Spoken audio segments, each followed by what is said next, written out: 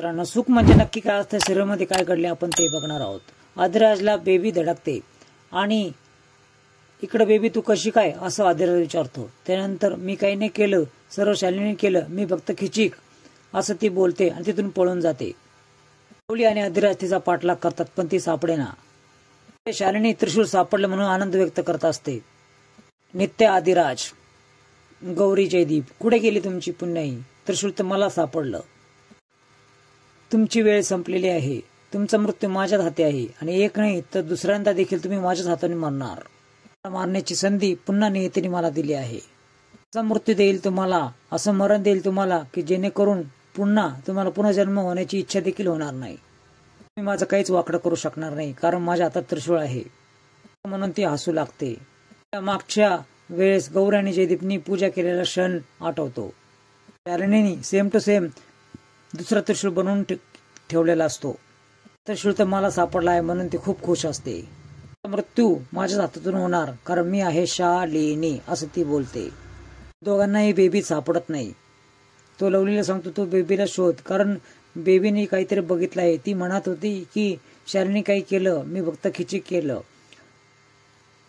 आदिराजला lovely बोलतो की त्या वेडीवर कुणीच विश्वास ठेवणार नाही, आपल्याला कोर्टामध्ये कुणी तिला उभा करायचं नाही असं आदिराज बोलतो. फक्त काहीतरी पुरावा आपल्याला तिच्याकडे आहे 100%, कारण ज्या दिवशी शालिनी तिथून निघाली त्याच दिवशीपासून ती गायब आहे. रेस्ट हाऊसवर चाललो आहे त्या शालिनीकडे असं तो बोलतो. इकडे जेलमध्ये इन्स्पेक्टर नित्याला बोलते, बरं वाटतंय का आता तुला?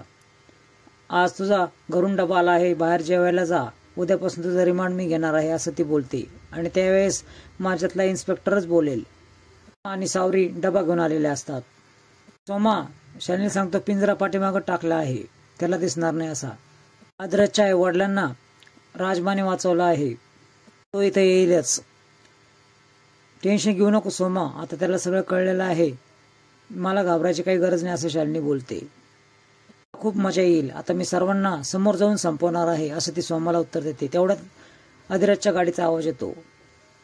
आदिराज आतमध्ये येतो. सर्व अंधार असतो पण एका ठिकाणी त्याला फ्रेमवर सर्व त्याच्या घरातल्यांचे सर्वांचे फोटो लावलेले दिसतात.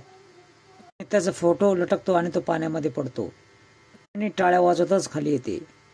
मालकीनबाई काय चाललं आहे हे असं आदिराज बोलतो. त्यांचे फोटो का लावले आहेत असं तो विचारतो. तू या सर्वांना हार घालायची तयारी ठेव असं म्हटल्यावर आदिराज डचकतो. नित्याने मला पाण्याच्या खाली दाबून ठेवलं होतं आणि तुझा नित्याचा फोटो खाली पाण्यात पडलेला पाहून एवढा का घाबरतोस?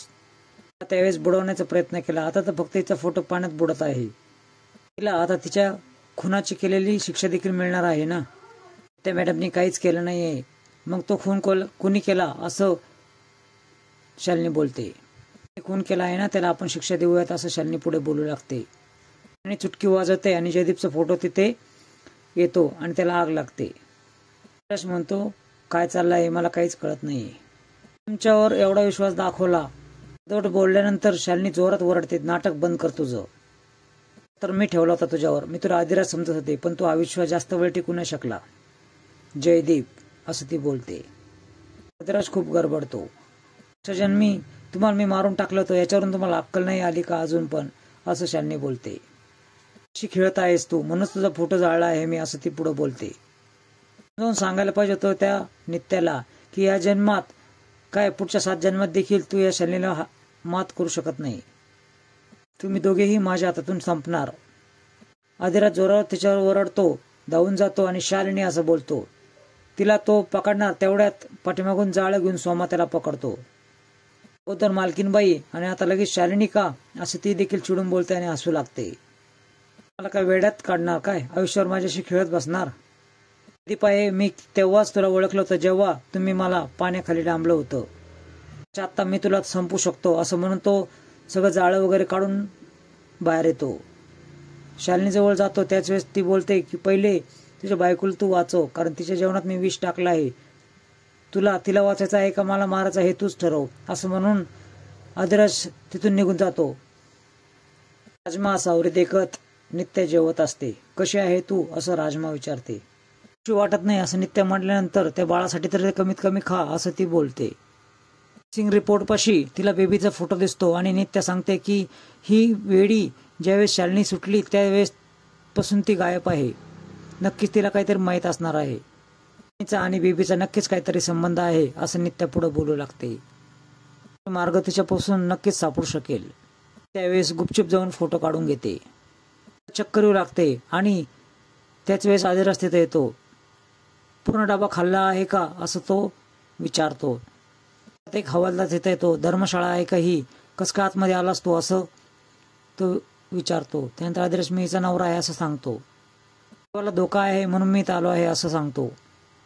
शालिनीचा कॉल आदिराजला येतो. शालिनी केव्हा काय करेल कधी काय करेल हे यावं तुला कळलंच असेल ना. त्याबद्दलची भीती दरारा कायम ठेव तुझ्या मनामध्ये असं ती बोलते. एवढे तुम्हाला कळत नाही का, एवढं सहजासहजी मरण मी देणार नाही, तडफडून मारणार आहे. फोन ठेवून मोठमोठ्याने हसू लागते. नित्याला सांगतो की शालिनीला कळालं आहे की मी कोण आहे. राजमा नित्या यांना सर्वात मोठा धक्का बसतो. व्हायला नको होतं असं नित्य बोलते. आम्हाला शालिनी बोलते की हे त्रिशूल याच्या हातात असेल ना त्याच्याजवळ मृत्यू फिरकू देखील शकत नाही. आम्हा बोलतो हे त्रिशूल जर खरं असेल तर मग खोटं कुठं आहे. पुढील भागामध्ये तुम्ही बघणार आहात की आदिराजला त्रिशूल सापडते. त्रिशूल खरं असतं.